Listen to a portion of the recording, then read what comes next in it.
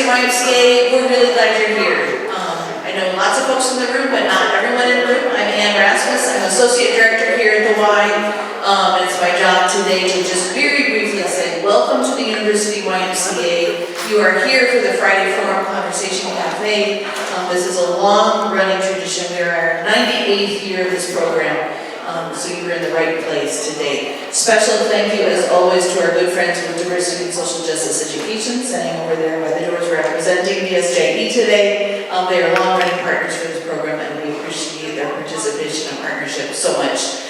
Our announcements are brief today. The main one we're going to highlight is the Illinois Interfaith Conference, because today's speaker is actually keynoting that conference. So we have Ross Wantland here to share a little bit about the conference and share with you today. Thank you.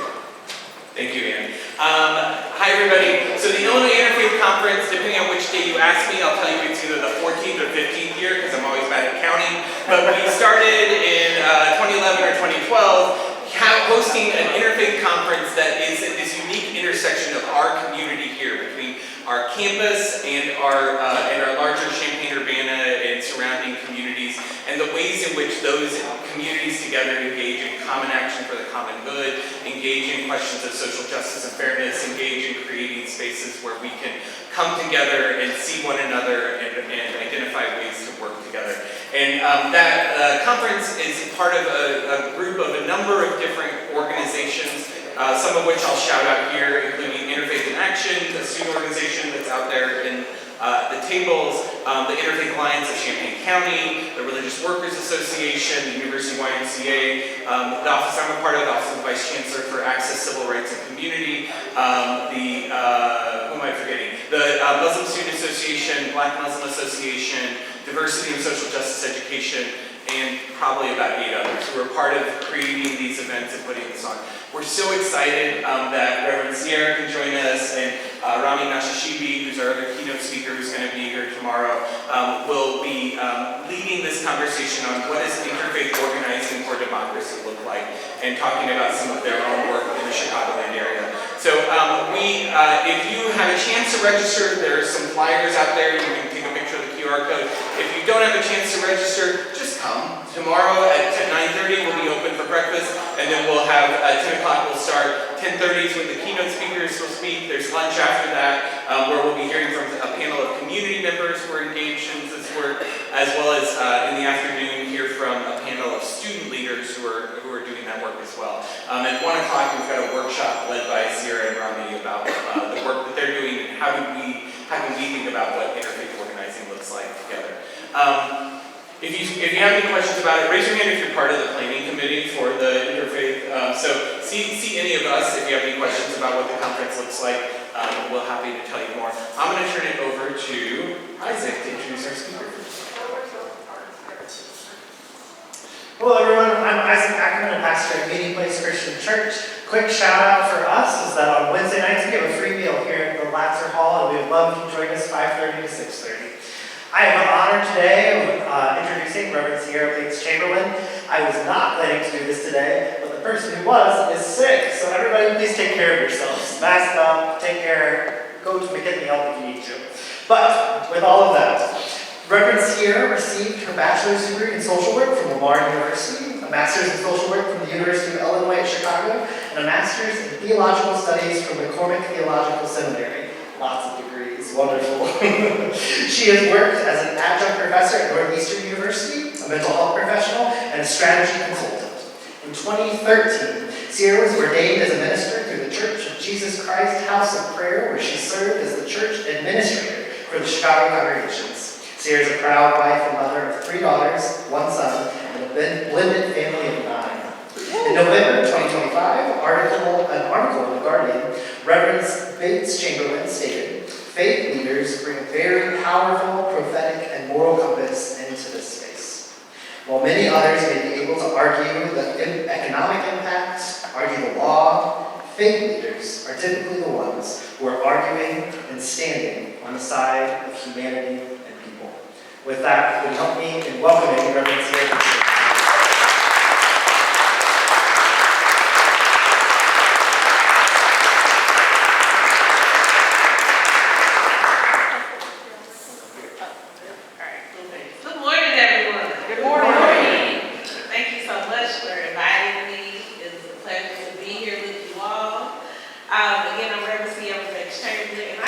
Executive Director of Live Free Illinois. Live Free Illinois is a faith-based organizing entity, and we organize at the intersection of public safety and criminal justice reform. We also organize over 130 congregations across the state.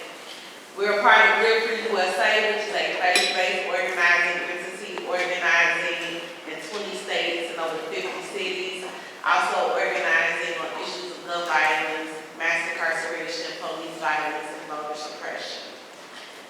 This morning, I'll give you a brief overview of some of the work that I really want to talk about based on here and the work that we were able to do, because typically over the last 9 years, Live Free has really focused on building power through Black congregations.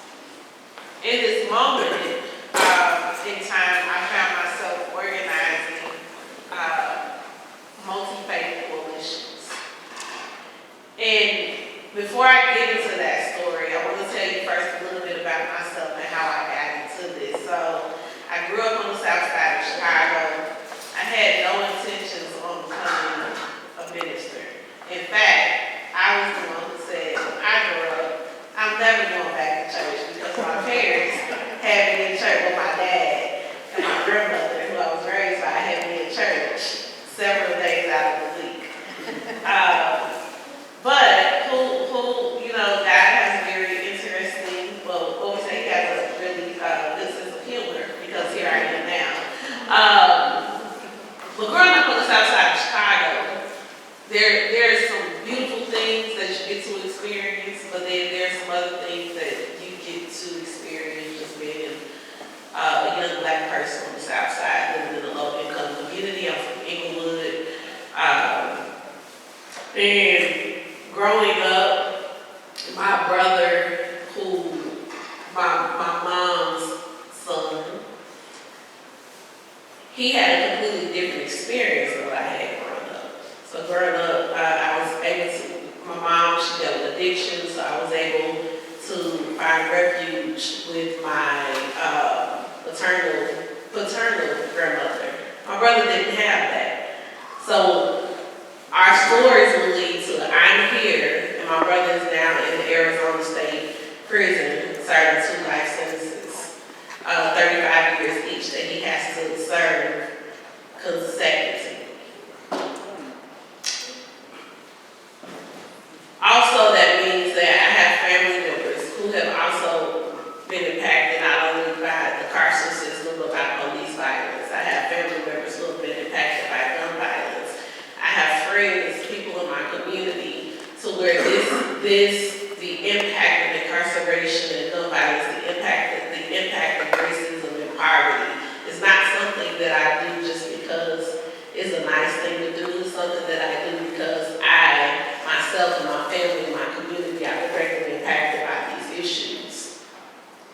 And so I got into social work thinking that I was going to help individuals, but then the professor was like, if you don't change the conditions of the environment, you're going to put people right back into that same environment. That's how he sounded, y'all. So I was sort of mimicking him. He's flailing his hands all over the place so that we could understand what he's saying.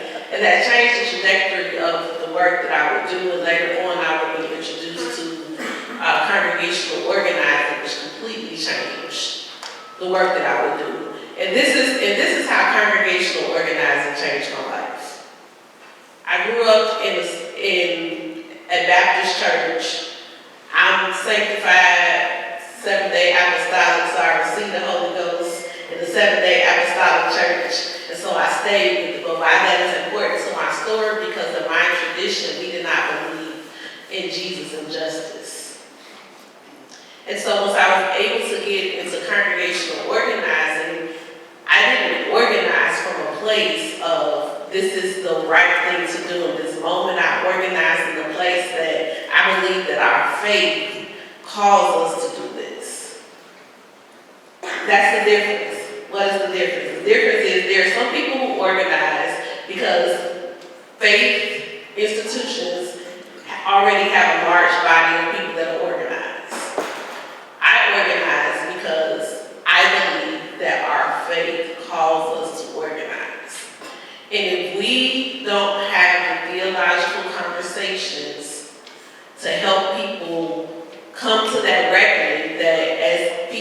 who profess that they are faith leaders and we disconnect our calling from justice, I believe we're in trouble. I believe we see the rise. And here's the thing, I'm going to go into the story because I'm laying all of this out because I really want to make, before I go into this, I want to make the call, and this is the call that I'm making in every room that I go to. We see the rise of white Christian nationalism because they are organizing, they're educating, and they're politicizing their people. They're organizing, they're educating, and they're politicizing our people. And many of us on the other side who believe in humanity, who believe that people should be treated equally and fair and equitably, or who believe that all of God's creations have the right to live free, many of our institutions are having good church while they're educating, politicizing, and organizing their people. So that is my call to action before I get into my presentation for each and every one of us that in this moment, that the only way that we combat white Christian nationalism, authoritarian religious movements, the only way that we combat that is by organizing powerful movements that are based on love and that puts our faith over fear.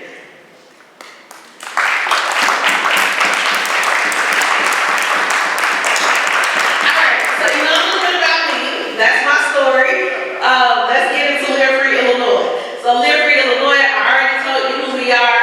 A little bit more about who we are. Live Free, Illinois, yes, we organize the church, but we organize to transform our communities. And some of the things that we've done, we recently just passed clean slate legislation, which is the largest clean slate policy in the country. So what does that do for Illinois? That means that over 2 million people who have records will be impacted by this.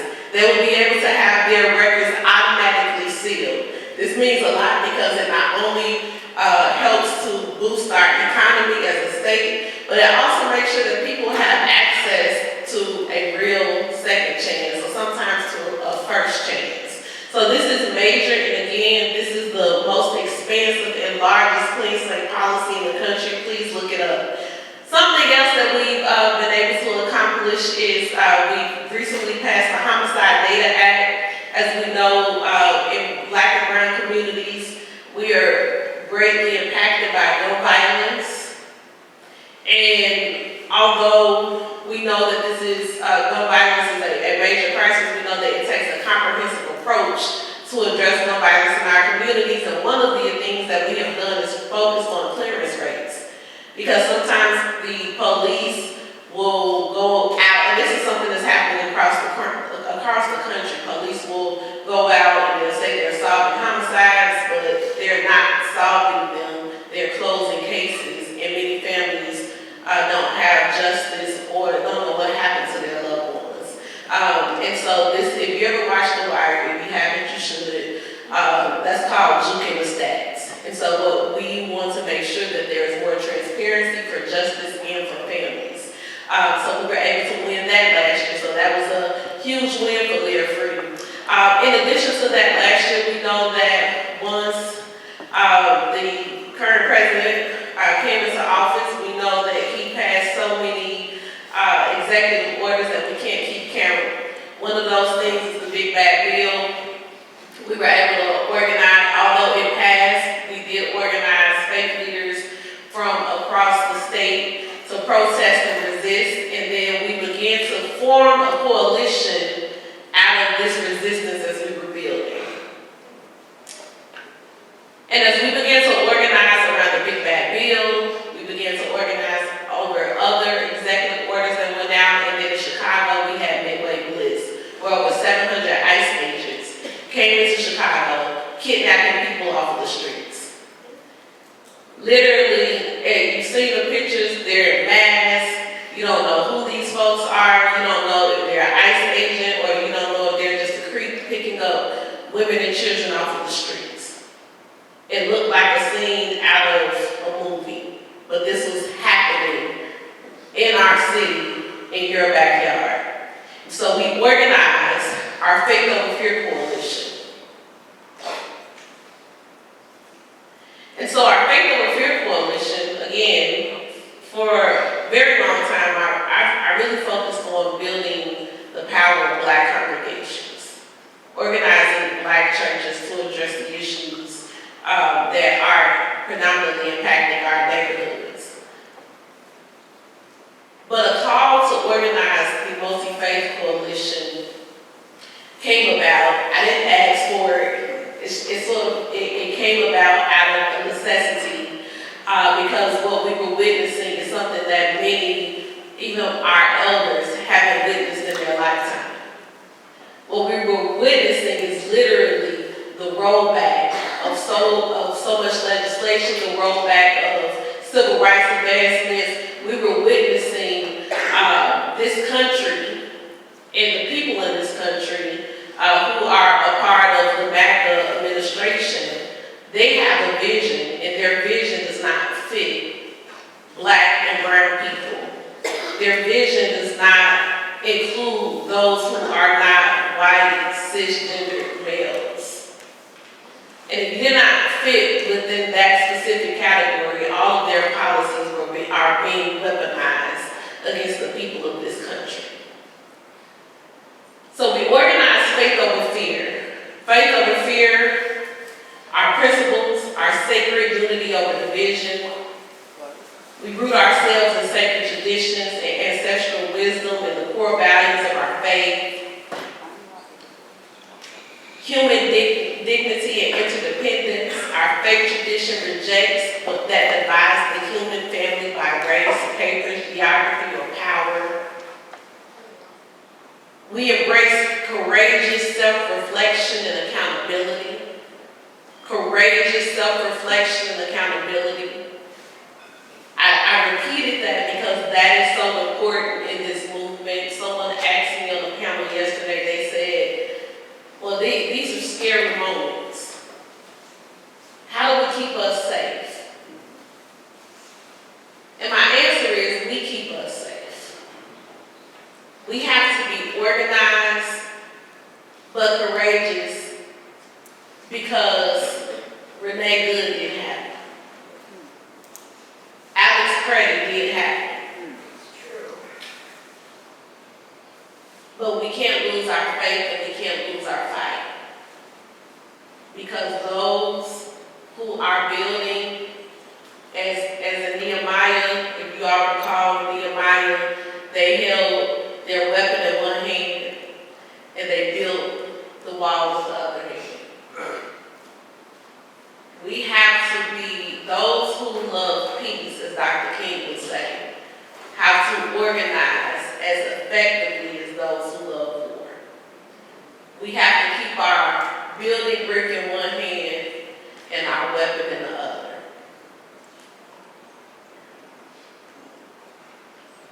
Our next principle, we believe in resisting fear and tyranny, which brings us to faith over fear, because we understand, again, this is a space that leads us into a lot of unknowns. But by putting our faith over fear, we realize that we've built so many wonderful relationships. We work with people that I never thought I would work with. Our coalition has grown, and we break bread with each other, but the people that we're building and that we're growing with and breaking bread with, and the people who are on the front lines with us, these are the people who are out in negative 15-degree weather protesting and resisting ICE. These are the people that we call on when we know when they said they'll be back, we said we'll still be here fighting. Because we're building solidarity, and collectively we're resisting fear. And sanctuary and solidarity in action. Again, you have Christian, Muslim, Jewish, Unitarians. We have a melting pot, because we understand that as long as we're operating in faith and we're operating and we know that regardless of what we call God or what the name that we observe our revelation of that name. That we know that collectively, that there is a God. And that as long as we are collectively standing in solidarity and faith, that we who stand in love and stand with each other can conquer the hate that is being spewed out in our current space in our world right now. And so those are our principles that we came up with, faith over fear. We meet weekly, we go into action monthly, and we break bread quarterly. Here's a picture of us in action.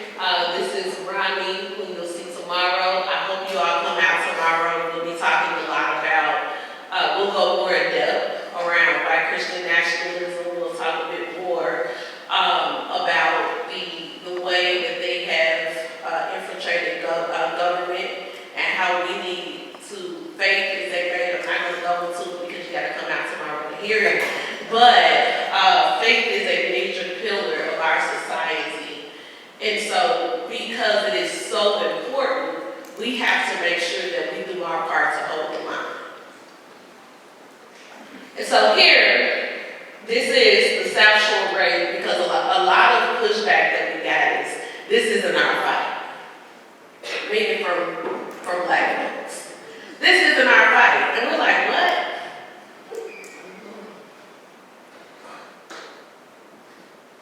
This is a predominantly black neighborhood where federal agents jumped out of helicopters.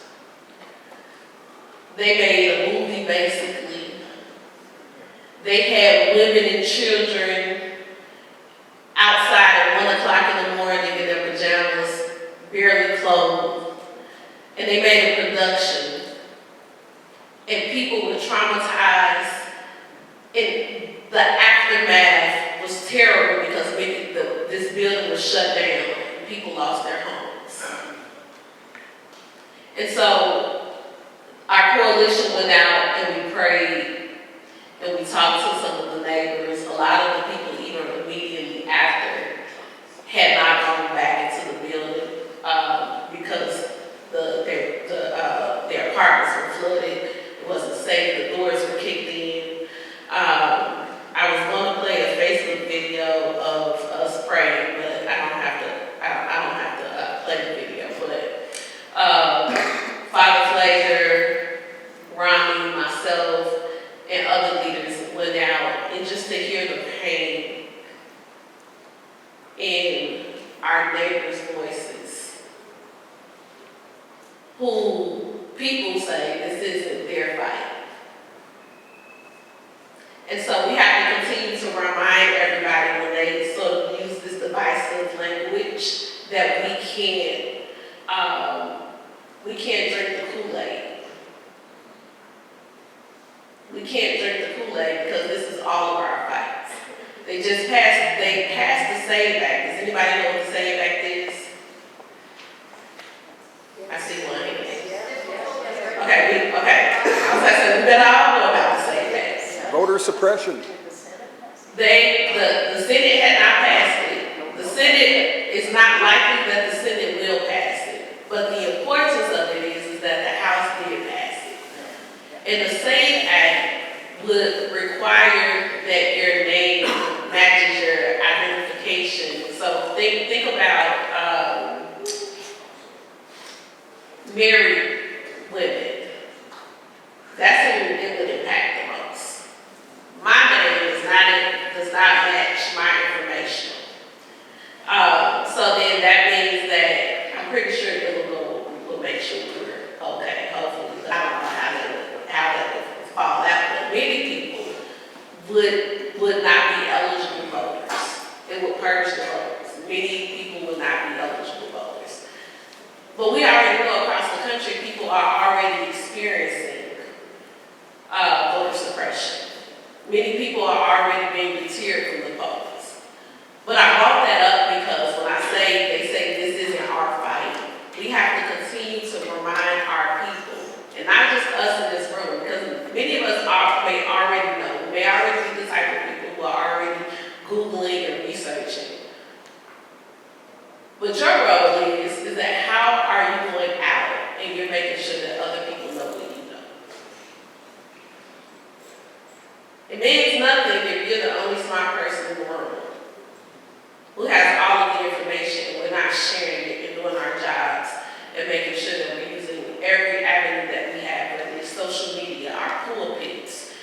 we're having community conversations. We have to literally educate everyone and help them to understand that this is literally all of our fight. Because we either win together, and God forbid, if we lose together.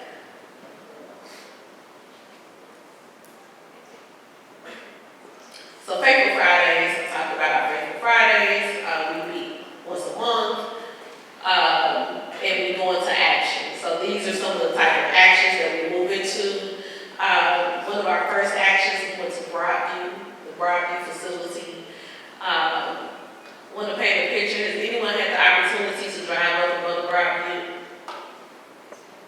So Broadview, at that facility where a lot of people were kidnapped and then brought to the Broadview facility. The walls are literally boarded up. They have no access to spiritual counseling or support. The conditions that the people who experienced it were told of how just terrible the conditions were. People didn't have no shoes. People didn't have, they were sort of scrunched up in little bitty rooms. A lot of people who were there and experienced it really talked about how inhumane the conditions were in those facilities. And so that was one of our first protests, but there are faith leaders who have been holding down that protest even before Midway Bliss came, because there were already people who were preaching justice and saying that our neighbors were not illegal. And they were holding the lines, and so we were able to go out there. We were able to go when, this is in response when Alex Credit was murdered by ICE agents. Folks were outside in negative 15-degree weather. We're not just outside just to protest, but there's a strategy behind that, because people need to see and hear that we're not accepting what's going on. They need to see and hear that the people are resisting. And I'm going to tell you why this is important, because I went to Tennessee and I was watching their news station. And what we see on the news and what they see on the news is completely different. We already know the algorithms on social media is jacked up. So the only way that we can really control the media is by creating our own media. And again, we all have a role in that. If you're not on social media, get on social media and just start telling stories and sharing videos and sharing images. Again, pulpits, classrooms, conversations. We all have a role in making sure that we tell this story on how we're putting our faith over fear. And I want to leave us with these two quotes before we move into discussion. When injustice becomes law, resistance becomes duty. And this is said from one of our founding fathers. And it's interesting because in the church, we struggle with, do we resist? Do we break the laws? I don't think this group struggles with that. But it's so important for us to remind people, again, it's not okay for us to know it and not go back to the streets and help to educate and bring our people along. There's a lot of people who are not politicized. And this is our calling to evangelize. We are literally called in this moment to evangelize and to spread the gospel of justice. And I use Abraham Lincoln. You must remember that some things are legally right, are not morally right. And we must continue to evangelize these messages, because some people may listen to these people who they are, our patriotic great brothers and sisters, who may look at these two people and say, oh, these are people that I trust what they they say because they understood the origins of this country and how we were supposed to really build our Constitution. And even at the origins, it was built on resistance. And so my call to action for all of us is to ask, what is your part in the resistance?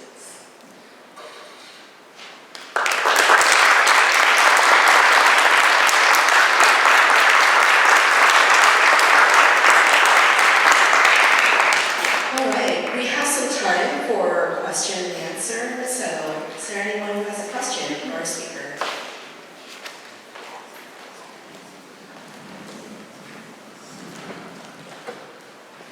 So it sounds like the three most important things are that if you're against white supremacy, they're organizing, and they're evangelizing, and they're going out into their churches and actually politicizing what's going on.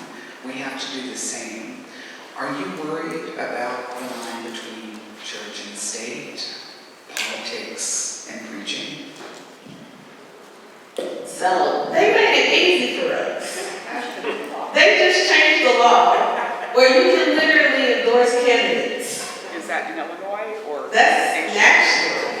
Thank you. So, I mean, and even before they changed the law, like, we can live free as a 501c3, we have a C4, but on the C3 side, you can absolutely educate your people and build campaigns around your values. Anyone else?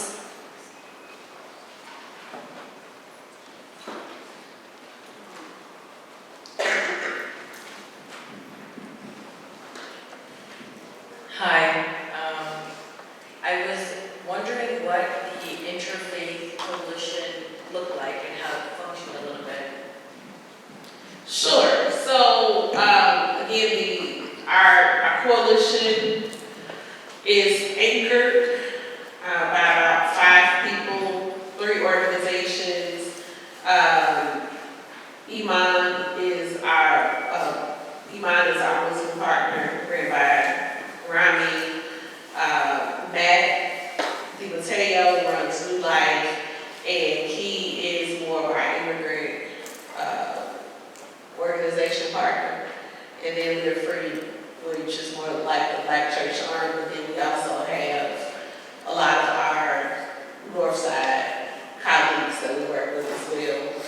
And so the 3 of us anchor, and we pull together. So every Wednesday, we've been on the call. I'm shocked that we're still meeting every Wednesday at 8 o'clock in the morning. Yes, and people show up because they want to be in space, and they want to be in community, and they want to have something to do. And because we consistently build these relationships, again, we do Faithful Fridays, where we are taking action.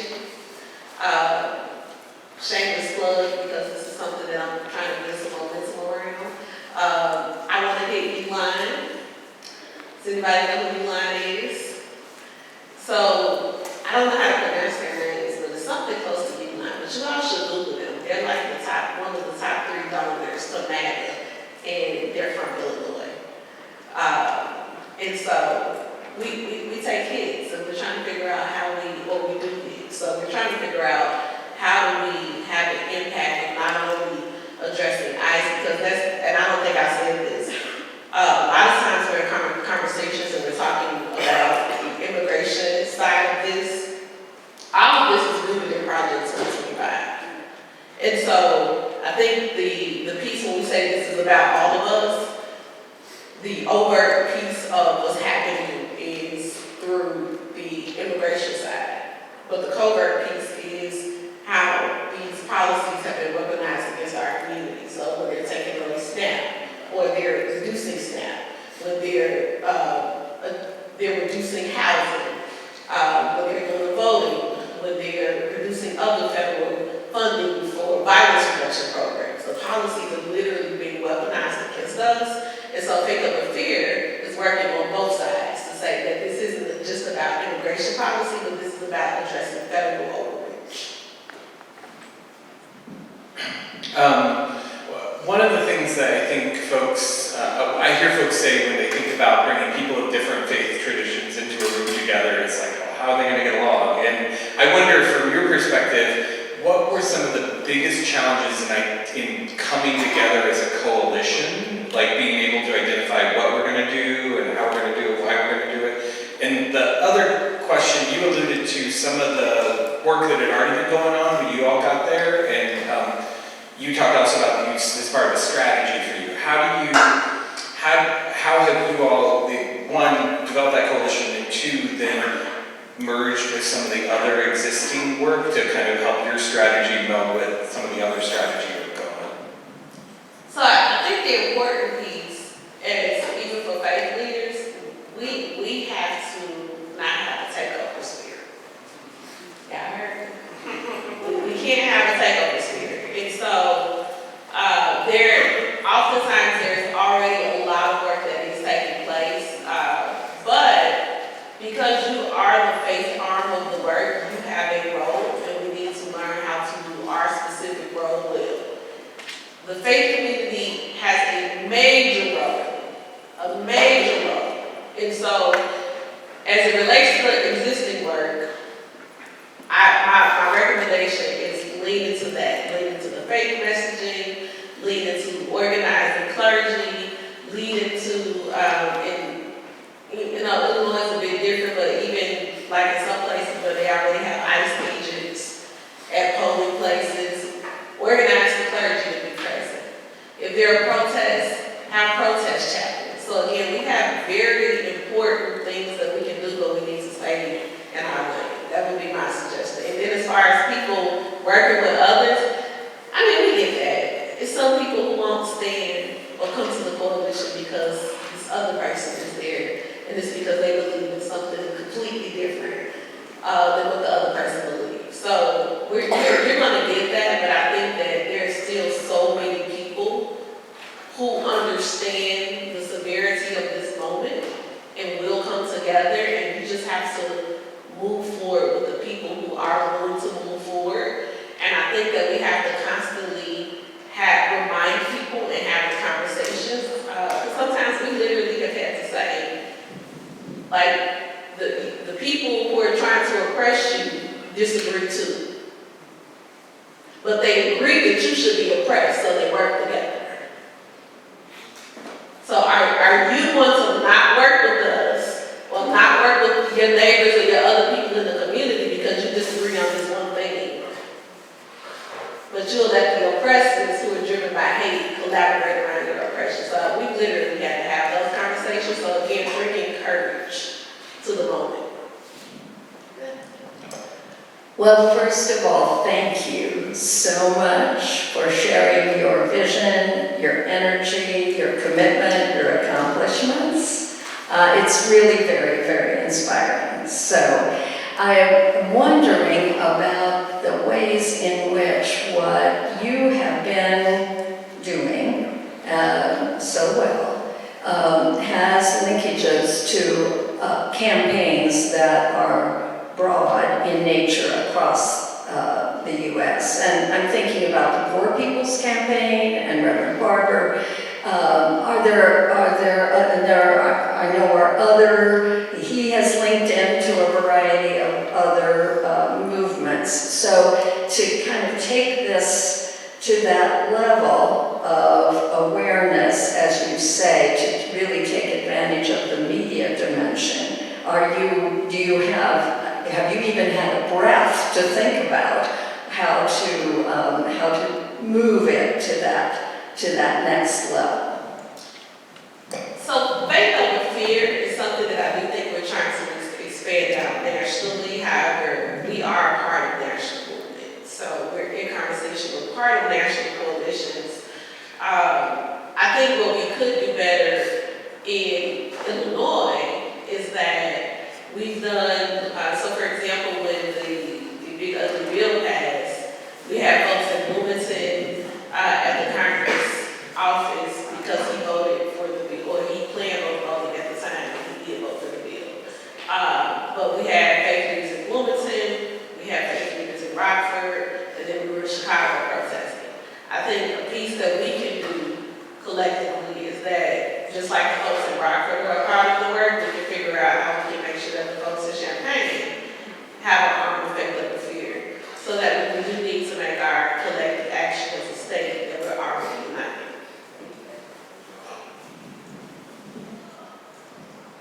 Thank you so much for sharing the work that you're doing in the Chicagoland area. I have a whole bunch of friends who are in the area who I've seen them posting on social media. I've seen their fear. I've seen, what's going on there. And even though I'm not like there right now, I know that, the work that you're doing is making a difference for people who are my friends who live in these neighborhoods.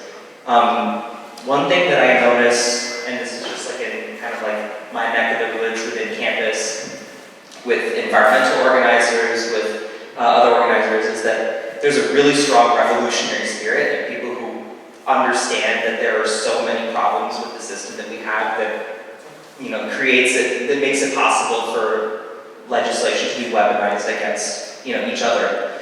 But what I observe is that a lot of those people are turning away from organized religion because they see the abuses that happen within it. And this is like, I don't come from a monotheistic religious, I'm Jain, and even like, I've seen people who, in our community, people will donate jewelry to put on the idols in our temples, and then the people who are supposed to be preaching, not to steal are then pocketing it and leaving. And so I think my question for you is, what can we be doing in order to, like you're saying, the people who are the oppressors are setting aside their differences and disagreements. How do we bring in people who actually don't really have a strong faith background but have the revolutionary spirit and is strategizing, is so that we can work together even if they're not part of a strong faith community now or that they've turned away from organized religion? I think in general, that has always been like my idea of organizing. So before this, I'm big on making sure that every congregation has a social justice ministry. And some people are arguing and say, well, my church should be, or my faith institution should be a social justice institution. And while that's true, you still need an organized body who's responsible for doing the activities of the work. And so when I'm coaching people on how to build those social justice ministries, or my team is coaching people, they're saying that it doesn't have to be from your faith institution. Go and get the people from off the block. Go and get the people who are directly impacted by these issues. Fighting for justice does not mean that we have to go out and prioritize everybody every time that we have a conversation with someone. So I do believe that we have to agitate or challenge a lot of our faith institutions on how they're doing the work and how they're engaging people, because this is a moment to actually be in relationship with people who may be a bit disconnected or distant because of some harm, and this is a great way to re-engage people. So I think that those people who are doing the re-engagement in this way, my prayer would be that this will be a different light, that people will be able to see their faith institutionally. So yes, we should all be engaging people, and not just trying to get people to fill up our prayer meetings and Sabbath services. Yes, hi, good to hear you. I wanted to know if anyone, do you have a sub-faction that is doing anything about DCFS? In the past, was thinking about getting reorganized, but in the past I've led a couple of parents' rights groups, and I'm not going to go into a whole lot of stories, but just to say, if no one's looking out, our kids are going to be marrying their second and third cousins. They can lie and say that, this has been the experience of one of the members, and say that they're going to allow a family member to have the first priority over a stranger to foster the child, perhaps for the rest of their life or however long it takes. And with the excuse that they've gotten used to where they are and this kind of thing, which is gaslighting, because those are the only people that the child is allowed to know once they've been separated and taken from their parents. So I wanted to know if you have any ideas around that or the action around that. So that isn't our area of expertise. However, I can connect you, give me your information. I can connect you to an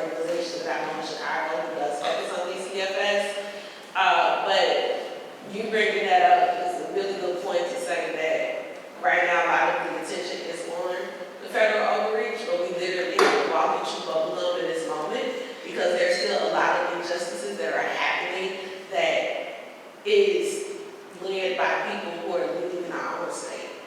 So we could have to continue to hold our local leaders accountable for things like DCFS, while also addressing our federal crisis. But I'll come in. Hi. My mom mentioned your organization to me a couple of days ago, so this is a funny coincidence. It's nice to hear from you. You mentioned for a party presentation that there was this supposed difference between criminal justice advocacy and immigration advocacy. And you seem to be on the side that those are not actually very different, that religiously they tie each other together, that they're more grounded in the same.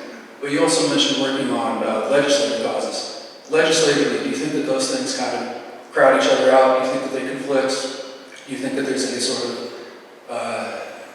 is there any sort of conflict between those as far as advocacy and the legislative side? Or do they more so fit together?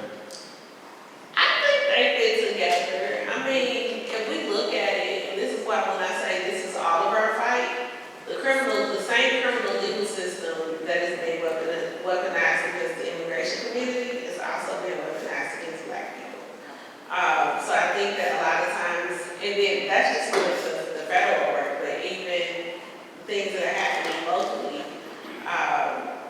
the same system abuses its powers against both communities. So I do think that they are interrelated, and I don't see a massive separation from that. There was something else I was going to respond to.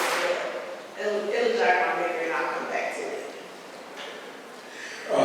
I'm ex-Catholic and very secular now, and I'm interested in stay free is something that everybody can get behind. And I know SEIU, the union in Chicago, has been very active, and I wanted you to say some things about the cross organizing with such secular groups around the city. I won't make more like I'll suppress my urge to bash a Catholic. So yes, we do organize in broader coalitions outside of the faith community, which is important. Unions are powerful entities. So through all of this, unions, I'll talk about this more tomorrow because they're a major part of our societal pillars as well. So as we're looking about building power and showing numbers and resistance, we can't just organize in faith communities. We just can't organize people who think like us. We have to organize with people who have a similar self-interest and collectively push toward that self-interest.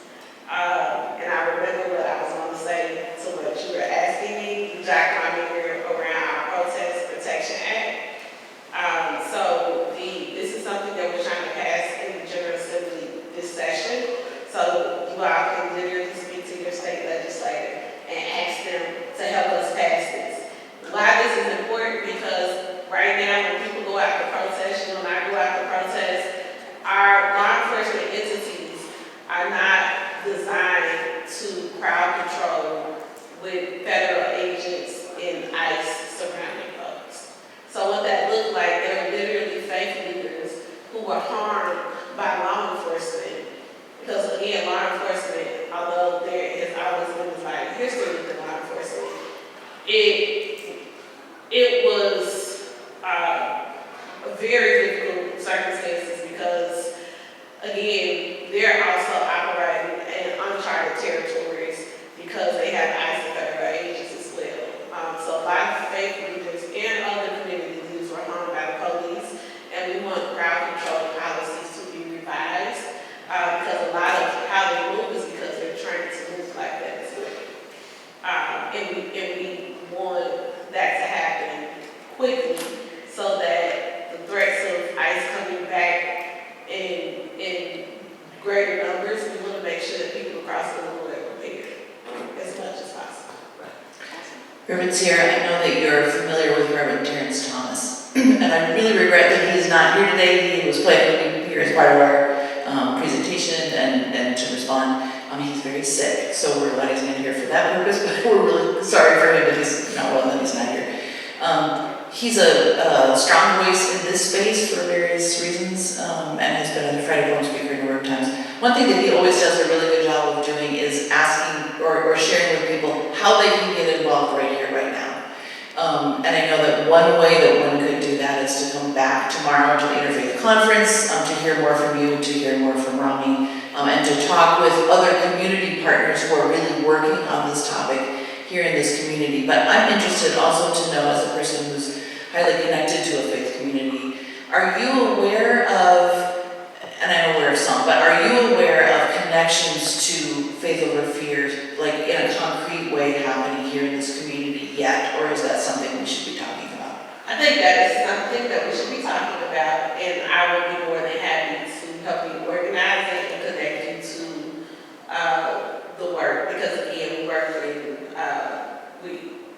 when we're ready to organize, like Rockford is ready to organize, Keegan, so like those groups are prepared to be active, but I would love to engage you all so that you can be connected to the movement. Is there anyone else who has a burning question? Okay, well, thank